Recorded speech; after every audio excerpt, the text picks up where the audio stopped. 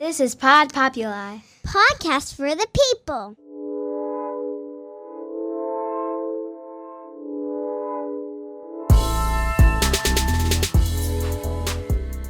Welcome to the Finding Purpose podcast. My name is Adam. I am your host. I do want to first off thank everyone for listening to my previous episodes. Particularly the last one with Brian Howie was really moving, and he was the reason why I actually got into this space in the first place. But I do really appreciate all the support, the likes, the follows, the reviews. Those things will really help me reach a broader audience and hopefully impact people for positive change in their own lives.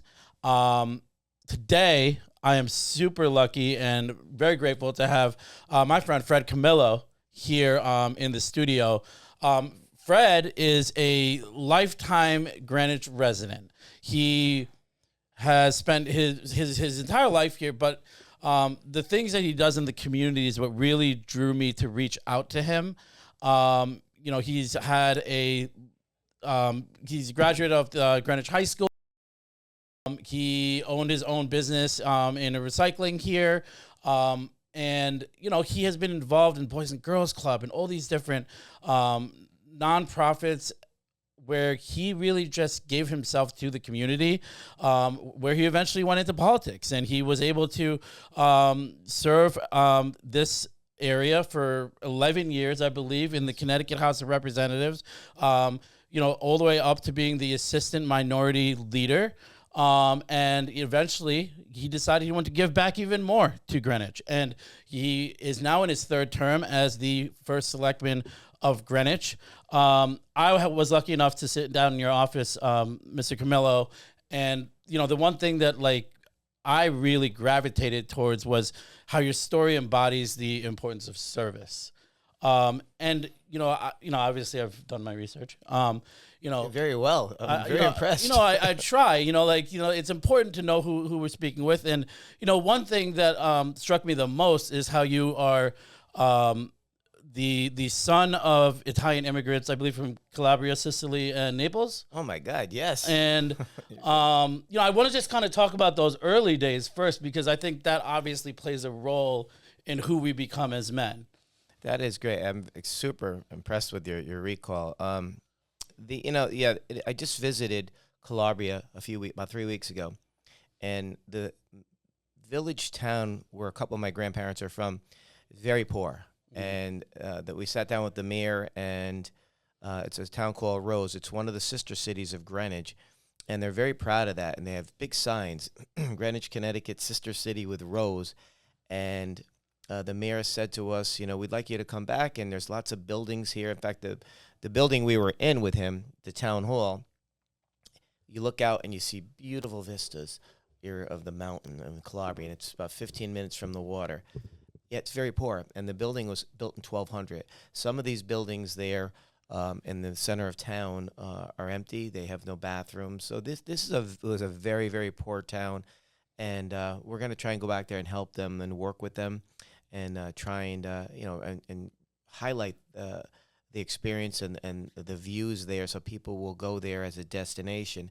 But it did bring home, for me, it wasn't that long ago that, we're all children of immigrants here, and some are immigrants and themselves, and it just shows you that's the beauty of the United States. It's that experiment that worked, where people came from all over, bringing their own experiences, and often from poverty, mm-hmm. and just to see their children and their grandchildren, their great grandchildren achieve the American dream is something that it's really a great reminder. And I think I would encourage everybody to go back to their homelands where their families came from and see where they came from, and see how difficult they had it and how hard it was to go to a new country, often not speaking the language, looking different, but they persevered, and that's a great lesson for all of us.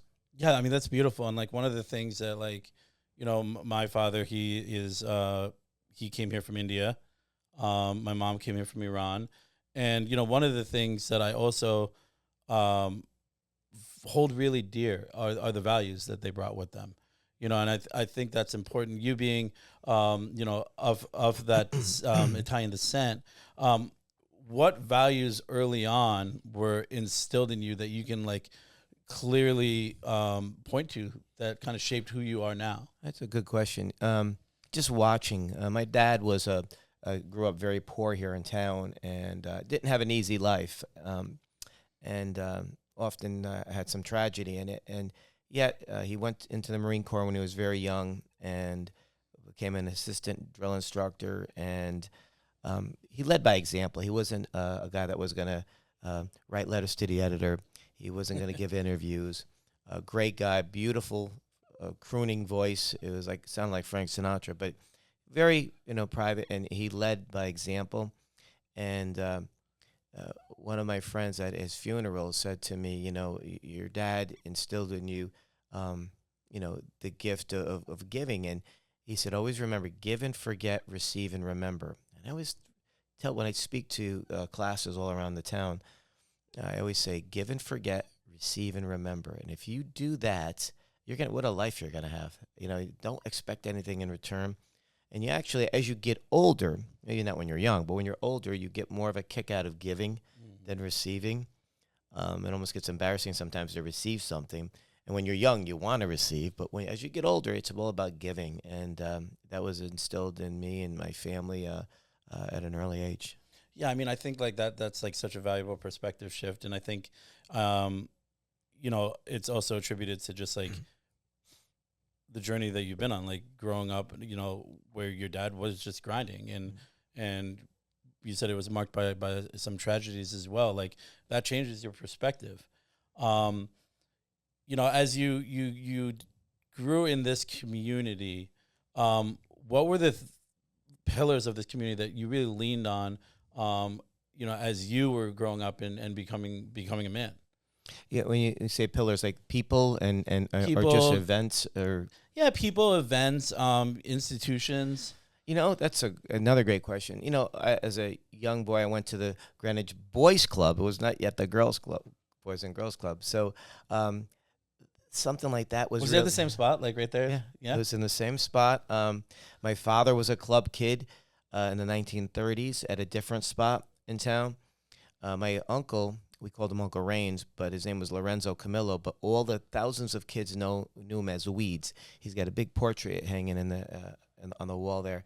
And none of the kids knew that he was my uncle until later on because they didn't know his last name, and he was just Weeds to them. And he would put me in the corner sometimes. The cheer time, we called it. If you did something wrong, you were talking when you weren't supposed to. So you would never have known that we were related. But that taught me, the Greenwich Boys Club taught me, that and other, playing sports early on, and the era we were in because the parents weren't as involved in the day-to-day stuff. So we had to work as kids, to make money for a long. Even when you were 12 years old, you had to do something, and so they would, they would allow us to go out, and so you would learn how to make friends. You would walk down to Bible Street Park, and you could have a 9-on-9 pickup game of baseball when it wasn't, an organized game at night. And you learned how to make friends. You learned how to fight, protect yourself. You learned how to make up. There was nobody jumping in. There was no one calling a lawyer. It was actually, and kids you would get in fights with today are your best friends. And but we taught each other. And I think that's missing today. Obviously, it's a different time. We didn't have social media, so and I'm glad we didn't at that time. But it was very different. Those institutions like that, your community really. If you did something wrong, the threat was you were going to tell your father. Not that we're going to the police. We're going to tell your father. That was a bigger threat. Yeah. So those were things that we all leaned on. And we were kids. We weren't perfect. We got in some trouble. And you learned, mistakes are a good thing if you learn from them. And certainly I made my share of them and continue to this day. And you just hope that you take them each as an experience and grow with it. Yeah, man. You touched upon a lot of like awesome things. The first one, I'm curious, what was your first job at 12? Oh God! I was cutting grass. Okay. I would walk around. Sometimes they had a lawnmower at the house. It was actually before that. It was probably 10. And we when it snowed, we would walk all around Costco with shovels and shovel for money. What else? I helped my dad. He had a garbage business, so I helped him when I was, I had to. In fact, he had a special barrel made for me. It was small when I was like 8 or 9, so I'd go out with him on Saturdays and holidays. I'd wash windows. We did everything. And then, and then you started getting jobs, like at the Greenwich Food Mart, which is no longer around, but that was in Costco. I think I was there at 16. But there was always jobs, and paper had a paper route, and you just did there was no idle time. You worked. See, I love that because it pivots right into what you said later on, where it's like that's what community meant to you. It's like giving back to the community by assuming a role, being visible, and knowing knowing everyone. Like you'd see the same kids every day, and you'd fight with them, and you'd make up, and then you'd call them up and be like, "Hey, you want to play today?" Yeah, and exactly. like that's such a beautiful thing. And you're right, like with social media, like a lot of the relationships that you have with people are like you're messaging, and it's not like human interaction and conversation, and it has transitioned, and it is something that you could use as a tool, which you can to build business. But like when it comes to just real meaningful relationships, they tend to suffer. So like having that like such a deep roots in this town, how did your relationship evolve? Where when you went to Greenwich High. One part of your story that strikes me is you didn't jump into college right away. You started your recycling business, and what led to that? Because from your story, like your dad was a working class guy. Nowadays, if kids do that, it's frowned upon almost. So, explain to me just kind of like your perspective from when you made the decision, how it contributed to your development. Sure, it is a good story. I did try to go to college when I was 18, and I was my attention was all over the place. I love playing sports. I like to work. I didn't know what I wanted to do. I did not like school at that moment. I barely got out of high school. I found out the day of graduation I was graduating because of one class, a math class, which I did not like. So I went into business for myself. It allowed me to stay here in town. I began coaching at that time. It allowed me to do that. Baseball, right? Baseball and basketball, and then it allowed me to umpire, which I did for about 35 years. But I always found myself in the library, and I'm thinking the worst student in the history of Greenwich High School would go to the library, and I loved to read. I loved history. So eventually I thought to myself, and this is what I actually thought, I might as well get some credit for this. So I took 3 classes 1 year. I think it was the fall of 92 or 93 and 92, I'm sorry. And then and I did really well, and I was shocked.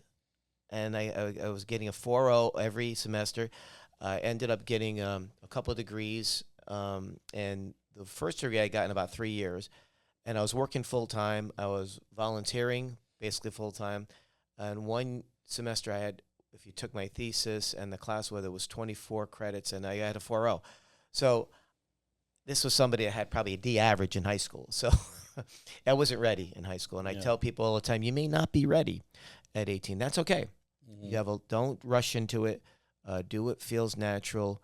But when you do make a decision, you give it your all. Yeah, and that's awesome. And I think that's great for my audience who might have children who are in that place, or they themselves might be in that place where it's like, I'm at a point in my life where I need to kind of take that break and figure out who I am, and what I really want to do. And having the experience as a teacher, as a coach, I believe you were in real estate for a little bit as well. Yes. And I think that prepares you for, what you would eventually jump into is serving your community from a political standpoint and representing the community that you gave so much to and love. obviously that's like, politics is a different animal, but like at the end of the day, it's service. And for me, I led with how impressed I am with just the way that you just give back to this community and how you're always at events. And, I constantly like see you just like meeting new people, relationships. What do you do when you're trying to nurture relationships? Like, how do you approach relationships just from a broad standpoint and then from just like a continuation of just like continuing to water them? I think, we all get busy, and sometimes you look at your calendar, you're like, oh, no, I wanted to watch the Yankees tonight or the Celtics, and you realize you can't. And but you got to quickly rebound and get yourself because people will know if you don't want to be there. And so you have to put that aside, and then you do get there. I mean, you'll see a smiling face, right? Yeah. Doing an interview with someone like you that's very positive, and that snaps me right out of it, because you're a human being and you're going to get tired, and you're going to be, you're going to look sometimes to, to go lay down for a few minutes, but constantly being on the go does help me. And every time you meet somebody new, I've always been fascinated by people, their stories, where they came from. I took a graduate level course at ethnic politics at Manhattanville, and I loved it. I love the stories of where people came from, and that's why when people go to the city, they say they like to people watch. Mm-hmm. I love doing that. Me too. It fascinates me. People fascinate me. So yeah, I love when people move to town, meeting new people, and just hearing their story. And why did you come here? How did you end up here? I know how I got here, and I never left, but I'm really fascinated by people that move here. And that come from other places. And it's not, I think I'm more the exception than the rule now. There's not many. It's diminishing, the townies who, when I grew up, that stayed forever. But we have like a police chief. Heavey's one of those guys. Yeah. He grew up here, and there's not many of us. But it's always fascinating to me. So I love the new relationships. I love meeting new people. It keeps you going. Yeah. And I think also different perspectives. Last night I had dinner with a friend and his dad, who I've only met in the last several years being as First Selectman, from a nearby town, great athlete, father's great guy. And he grew up with a guy I served with for a year in the legislature who was a champion boxer. And he grew up, in Norwalk. And, I would have not met them if not for public service. And we just catching up with these guys and having so much fun. And even last night, with my colleague, a former colleague in the legislature, I learned a little bit more about him. And it's really, I wish I saw him more, and I wish I see a lot of other people more. But it's hard with schedules. But you're always learning something about somebody that you didn't know. Mm-hmm. And that's why when you meet new people, there's more opportunity, again, to learn about experiences. And people help me learn. Sports help me. An opponent, you learn from your opponents, whether it's sports, business, politics. My first time I ran for the House, I had 8 debates with a guy that was a lawyer, a litigator. He did acting, so he knew all the tricks. And I love to debate, and it was the first time I did it, and I had cameras on me, and oh my God, I'm going to do terrible. But they were a great debate, and I learned from him. I didn't tell him that at the time, but I did learn, because, if you only have 2 minutes and someone's, hitting you hard, you don't want to spend 2 minutes on the defensive, but you don't want to totally ignore it. Yeah. So you have to pick one thing that he or she said that was really egregious. You hit back, but then you pivot and you go back on your message. And I learned to do it pretty well because of him being on the awesome. Offense.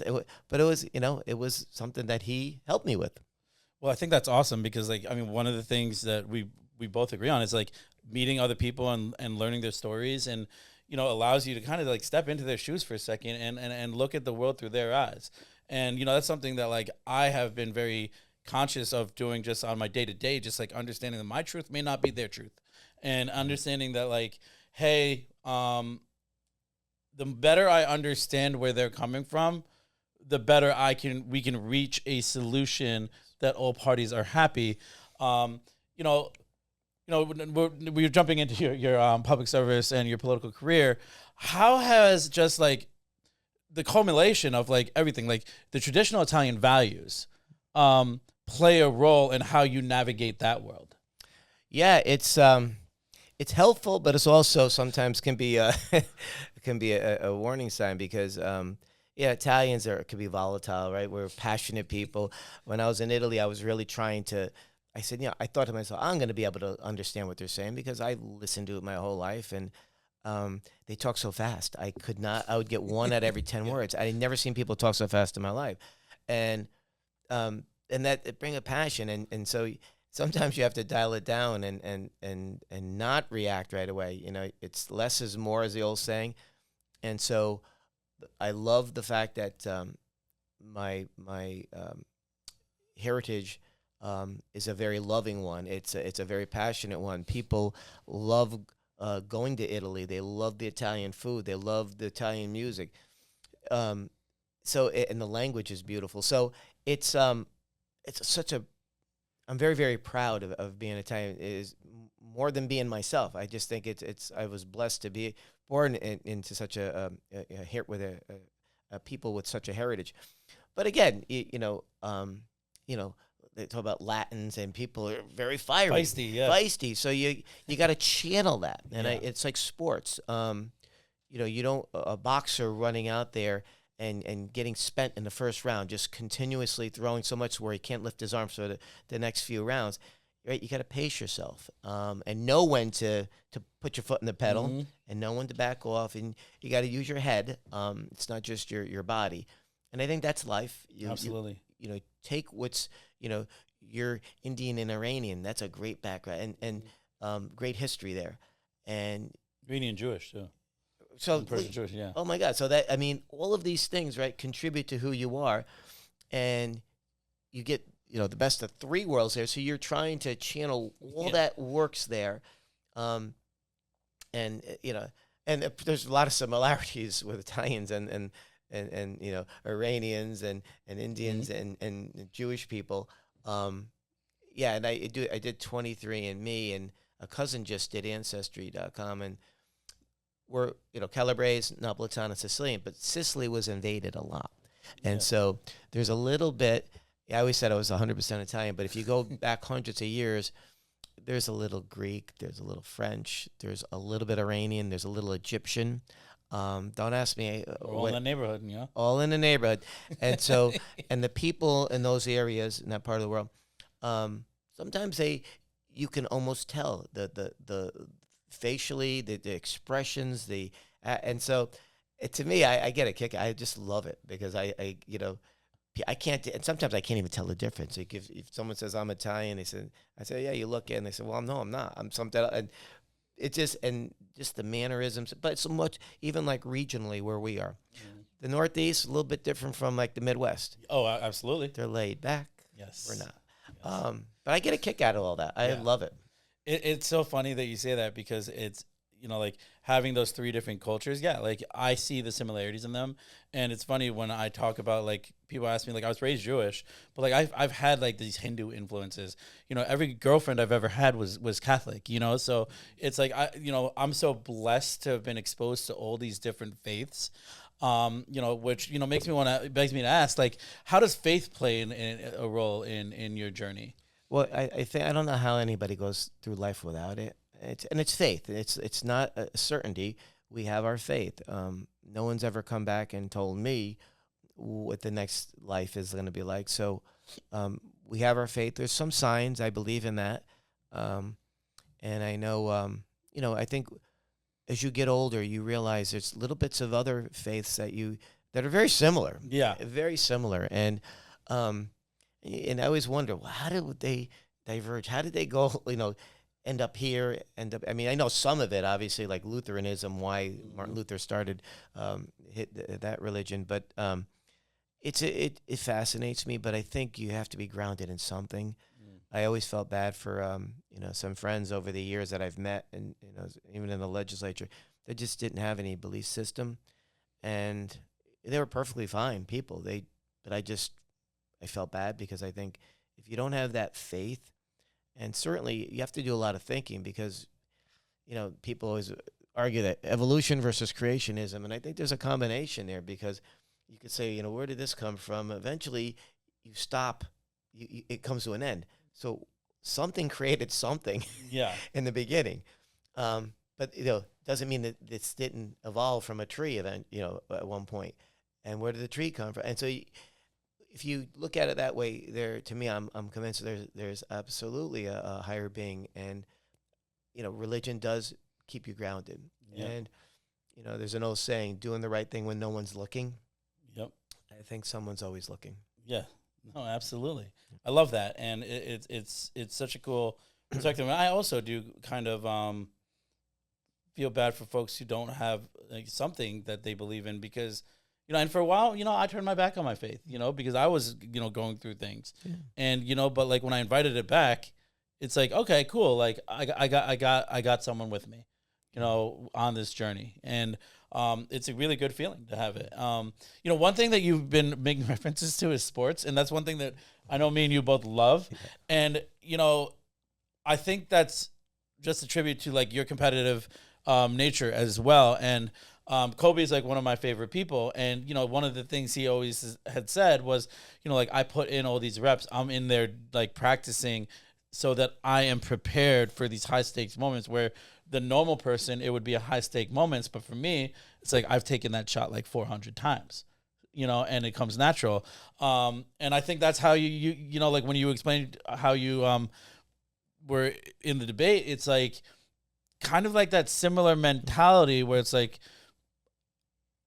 I've prepared my entire life through this, just with the relationships that I cultivate and the people that I have met. How do sports play a role in just like your life? I know you were an athlete and you were a coach, and let's talk about that because I love talking about sports with you. Yeah, that's a great, and you bring up a great point because with Kobe, championships are not won. People think they're won on the court or on the field or on the ice, or a championship is won in the ring.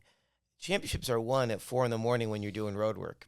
Yep. When you're sparring, 200 rounds for a championship fight, and that's a lot. But it's the preparation that they're all saying. Coach John Wooden, the UCLA Giant, said, failing to prepare is preparing to fail. And Bill Walton, who we just lost, the great Bill Walton, former Celtic, and always when he was going to UCLA, he was in the early 70s, and he was a member of the counterculture, and Coach Wooden was a very conservative man, God-fearing man, and just beloved, and one of the greatest basketball coaches of all time. And Bill used to give him a hard time, Bill Walton, and Walton showed up with a beard and long hair, and he said, Coach, I don't like your rules here, and I don't think I'm going to do it. And he said, Coach Walton looked at Coach Wooden looked at me, and he said, Bill, we're going to miss you here at UCLA. Because of course I shaved and I cut my hair. And now, and right before he died, you could look at all these videos of Bill Walton, always referencing Coach Wooden. He loved him. Kareem Abdul-Jabbar, who was then Lou Alcindor, wasn't as radical as Bill Walton, but he was a much younger man, came from New York, very different background. And then you see pictures of Kareem Abdul-Jabbar holding Coach Wooden's hand as an older man when he was failing. And they truly loved him as a father. And that's sports, preparing. It prepares you for everything. It also teaches you teamwork. It also teaches you that, it's not about you. Mm-hmm. And to win, team sports are great because to win, you got to do your part. And very rarely is it one person, and the boxing's different, wrestling's different. But even then, you have a trainer, you have sparring partners. They're preparing you, and God's, the one ultimately you thank. Mm-hmm. So you're never really doing it all on your own. Yeah. Right? But again, some sports prepare you. Like if you're batting, there's no one there to help you. Right? Yeah. It's the preparation. It's have you prepared for this? Have you seen this picture before? If you haven't, it's constantly, being learning from your opposition, but also being prepared. You never want to lose a game or a match being unprepared because you're unprepared. Because as Coach Herb Brooks famously said to the USA hockey team in 1980, you'll take it to your grave if you do. Yeah, you'll remember that forever. You'll take it to your grave. And it's one thing if you've given it your all and it just wasn't good enough. At least you can look at yourself, but it'll always bother you if you took a shortcut and it didn't work out. Yeah, I mean, it's giving that 100%, and what you said, like it's in the preparation, and a lot of the championships are won in the failures along the way, the missed shots, the first downs you didn't convert, those kind of things are what frames you to refer back to that memory and be like, this is what I got to do now, and learning from your mistakes. You mentioned your father playing a big role as a mentor, and now we kind of went to the sports. What other mentors helped shape you and shape your perspective? Well, a lot of it was sports. Watching people as a kid on TV, watching them how they acted. Sometimes not for the better. I loved Billy Martin. He was manager for the Yankees, feisty guy. Got himself in a lot of trouble, but I identified with him. I probably shouldn't have, but he was a unbelievably successful manager when he was focused. And I loved the fight in him. New Yorkers loved him because he was a fighter. He was born in Berkeley, California, but he was clearly a New Yorker. People like that. Coaches, good coaches that, whether they're your coaches or other coaches, good teachers. They may only give you one piece of advice that you remembered. I remember one time a lawyer here in town who was a family friend.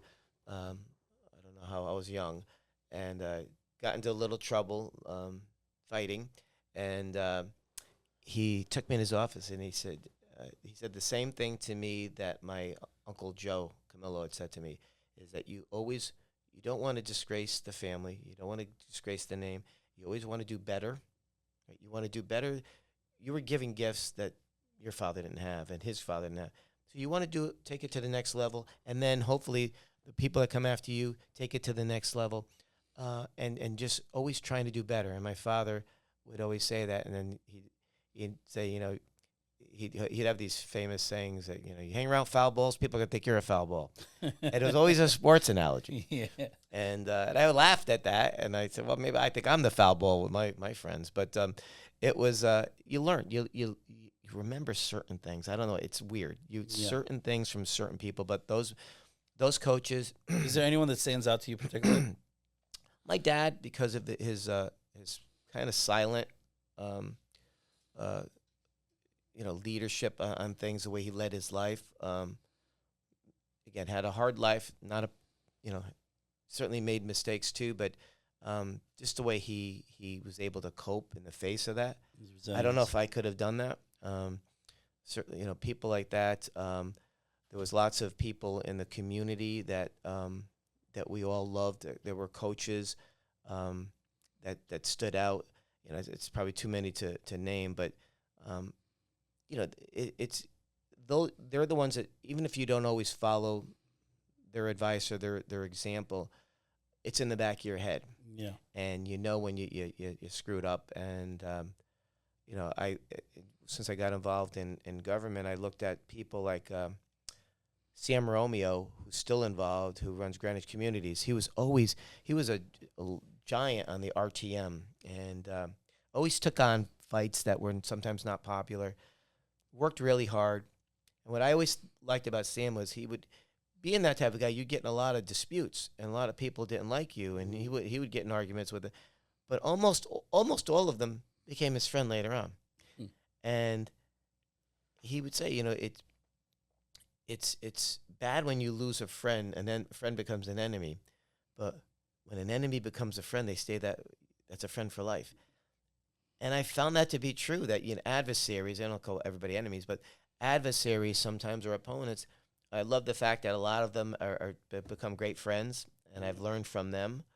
And Sam certainly taught me a lot, and he's still, in town here doing great work. And always learn from him because, he was a mentor. Yeah. He was a mentor for government-wise, politics, politically, and and then it's the sports people. That's awesome. And like one of the things, making the decision like to go from being like a teacher and the real estate, and then also being on the board of all these different foundations. When you made that decision to like, hey, listen, like I want to jump into politics, what was that like? And after you made that decision, what was the biggest rude awakening for you once you entered that space? That's another great question. To run for a while, not my whole life, because I would have rather played center field for the Yankees and been a lightweight champion of the world boxing. So, to be honest, but I always liked politics, and I remember as a young kid watching then Governor Ronald Reagan in California. I thought, boy, that's a stand-up guy. He would go in the heart of a protest, and sometimes he'd do things where people are staring at him, and they give him the silent treatment, and he'd go like this to them, and some would laugh. He learned, he had that. So I was always interested in it, and I thought about what it would be like to run several times, but never seriously. Only until my 30s, early 30s. And, or let's say early, because that's when I went on the RTM, 1995. So, yeah, I've been 33. So, yeah, what was the rude awakening? Well, when they said the state party came down in 2008, and they said, okay, if you were running against Fred Camillo, think about it. Think about your whole life. What would they say about you? What would your opponent say? I thought, oh, my God. They probably could say a lot. Maybe I'm not the guy for this. And they said, no, relax. I said, well, I don't know. I mean, and I would spell and they said, well, that's fine. That's nothing.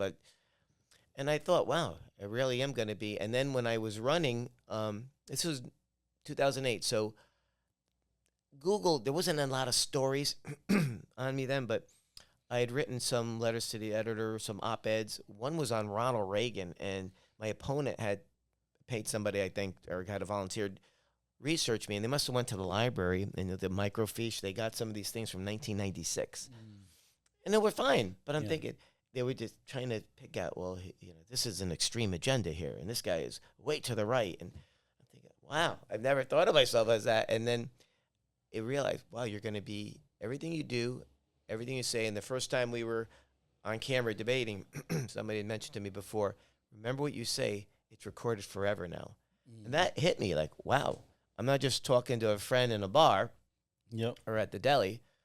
And then what I noticed when I became first selectman, and I was prepared for it because being a student of history, I'm also a student of local history, and I knew there were lots of former mayors, first selectmen that went in and, talked about how they would get attacked all the time, even by people they knew. And that surprised them.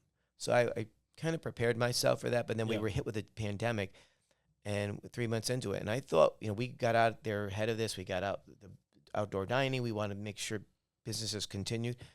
But I would look at online and like, oh, my God, because of the masks. And, again, it was, even though I declared a state of emergency here, which gives a first selectman broad powers as long as they don't conflict with a emergency declaration of the president or the governor.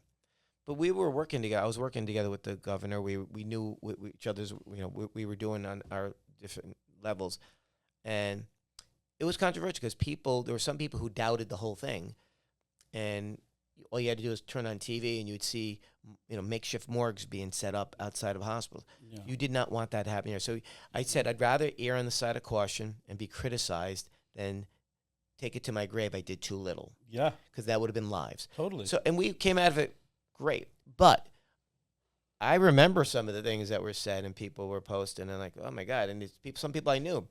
So that, that bothered me a little bit. And then some were fine now, but, Yeah, it actually affected with some people. It never, not a lot, but a few. You never regain that relationship you once had. So that's too bad, and unfortunately that's politics, and that's always going to be that way. Yeah. You become that person. Sometimes, I had people reaching out to me who had issues with the town for 30 years, like a land dispute with their neighbors, and you're the new person on the block that they can take a shot with, and I get it. And you really do try and say, well, maybe I could look at it differently. But again, it's a town of 63,300.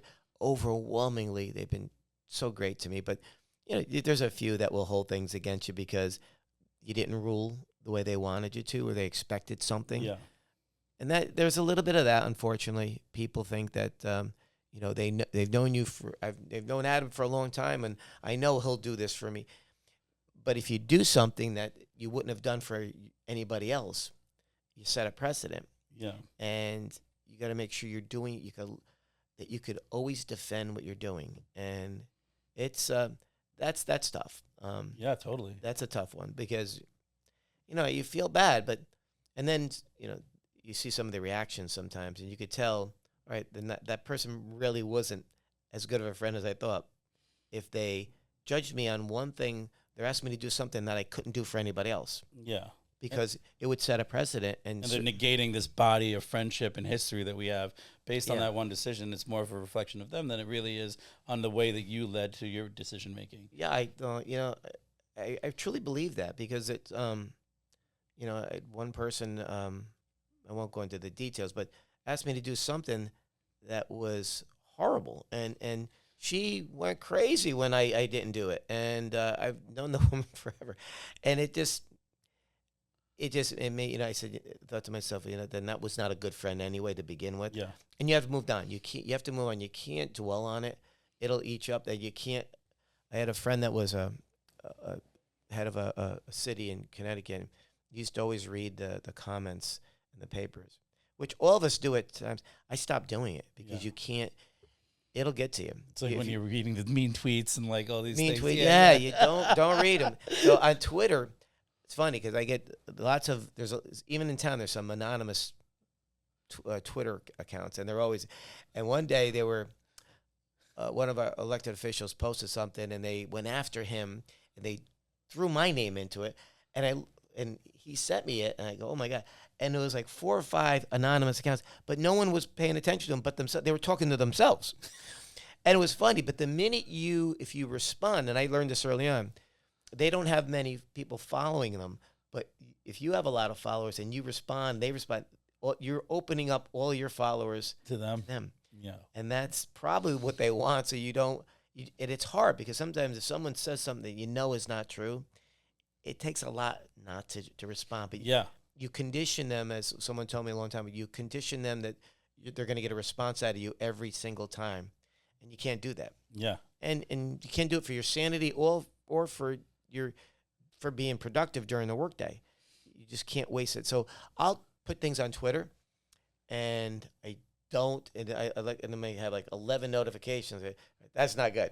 So, and you feel bad because some are good. Right? Yeah. I just don't read them because I know I'm going to see something that's going to get in my head and rent space, and you don't want that. I love that. Yeah, it's so right. And, like one of the things that it is a very unique community, and there are a lot of egos. And, I empathize with you where there's a lot coming at you. And, but the one thing that I took out of it, it's like the art of saying no, and, I think more often than not, people overcommit themselves. And that is something that, setting those boundaries, this is I cannot do that or no, just saying no to them. And I think that's really important if you want to move things forward. You have to, if you're going to lead, you have to be able to not only say yes and promise things, but you have to absolutely deliver and say no. And John F. Kennedy, when he became president, his inauguration, and in his some debates, he challenged the people. He said, "I'm not here to promise you things. I'm here to challenge you." And he had that famous line, "Ask not what your country can do for you, ask what you can do for your country." And I thought, who does that today? And I'm thinking about everybody running for president and governor and say, I'm going to do this, I'm going to do that, I'm going to. But very rarely do you have somebody challenging, and I like that. And I always believe in under promising, over delivering, rather than over promising and under delivering. So when I hear somebody say, "Well, I'm going to fix this problem if I get up there in Hartford, or I get down to D.C., I'm going to take care of it," well, you can't. One person, our system's not set up that way. You can help contribute to a solution, and I'm going to work on that. I pledge that I'll work on it. That's different than saying you're going to absolutely fix the problem. That's over-promising. And when you absolutely deliver and you've under-promised, people will remember that a lot more, rather than just saying, I'm going to do this, this, and that. So I like I love that. JFK throwing a challenge out there. Let's do this together, but I need you to do it too. You challenge them and Like join me. to join. That's, to me, we need more of that. Absolutely. It's so funny because one other person who I love in the local political landscape is Ryan Fazio. And, he is just his relatability and just like he's responsive, as are you. And, I think he recently just called that special session for the electric bills because he knows that that's what people need. And, and he was like, join me and interrupt your summer and let's head up there. And I don't know, he's just special as kid, I guess. I mean, I think he might be younger than me. He's 33 and I umpired his games years ago. So I've known him since he was a little boy. And he's so bright. I always tell him, one thing I'm glad is I don't have to debate you. And I like to debate. He is really a treasure for the town. And I hope he does well this November because I see a big future for him. I mean, he really is. He had that confidence in his early 20s. Really? He was, yeah. But was he a good athlete? He was a good baseball player. Yeah, nice. Good ball player, but not cocky. And super bright, but not obnoxious about it. Very relatable, as you said. Down to earth, comes from a really good family. So yeah, I hate to say I'm a big fan because I've known him since when I was taller than him when I first knew him, which is a long time ago. He's a get stuff done kind of guy, though. Yeah, and we like that, and so I think he's got a great future. He's doing great things for the town. So yeah, he is very relatable. That's a good word. Yeah. I have a couple questions to kind of close this out. Just kind of rapid fire questions, but Sure. They never end up being rapid fire. What advice would you give to someone who is on the journey of finding their purpose? Follow your heart, what you're passionate about. And depending on your age, when you reach a certain milestone in your life, whether I don't know if it's 30 or 40 or 50, someone told me you've done your required courses in life, now you're in the elective stage. So I like that. That's probably for maybe a little bit more on the older side. But I love that. For the younger side, follow your heart. What are you passionate about? What gets you going? What excites you? Start with that because you always want to shoot for some life. We don't get, 500 years on this earth. It's a very short time. So make the best of it. Shoot for something that you're really passionate about. All right. Yeah, no, I love that. And, the other question I wanted to ask is, what 3 things do you do on a daily basis to feed just your spirit and set you up well for the day? Another great question. Right off the bat, I walk to the gym. I have to get my workouts in because health is without your health and safety and happiness, nothing else matters. Nothing. So getting in a workout early on, that's the first thing. At some point during the day, I have a friend that sends me Bible passages. And I like you, I wish, I've gotten away from going to church all the time. And I used to go on a daily basis, which I liked. Actually, it did more for me than going on a Sunday. Mm-hmm. And the few moments a day that I actually look at that helps. So I think staying grounded with your faith, working out, being healthy, and then taking some point at some time during the day to laugh. Yeah. Because it's sometimes you have some tough days. And it's hard, and things are, this morning I told you I had a washing machine break, some unexpected water. So it's, and that sometimes it snowballs. That's just the beginning of a bad day sometimes. So at some point you just have to find time to laugh and don't take yourself seriously. Love that. Love that. Thank you so much. If you want to take some time, just if there's any upcoming events that you have, or tell my audience how they could reach you, feel free. Sure, absolutely. My town email address, but I'll give my private one too because it gets inundated. It's fred.camillo@greenwichct.gov. fred.camillo@greenwichct.gov. My personal one's easier. A Camillo, A for Alfred. So acamillo@gmail.com. You could always stop by town hall and leave your number, and I'll call you. I do give out my cell number all the time. I probably won't do it here, but I give it out on the radio, Yeah. and they use it. But certainly, if you come to town hall, leave me your number or call up. I'll call you back, and I'll give you my number there. Lots of events coming up. We have an election in November. Get out there. Make sure you're registered to vote. Very, very important. Get involved. Regardless who you support, get involved. Try to volunteer if you can. There's so many things coming up. We just have, and September is full of events. We have one of my favorites is Adopt a Dogs, putting on the dog, where we try to get a lot of dogs adopted out. If you love animals, that's a great thing to go to. That's awesome. Lots of Halloween things coming up where there's, they're basically giving money to charity. So yeah, there are lots of things coming up, and certainly reach out to me if you have any questions and you need any ideas about serving our community.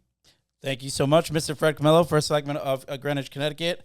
And thank you all for listening. And you can definitely listen to the entire thing, and leave a review. And, I'm so glad to build this community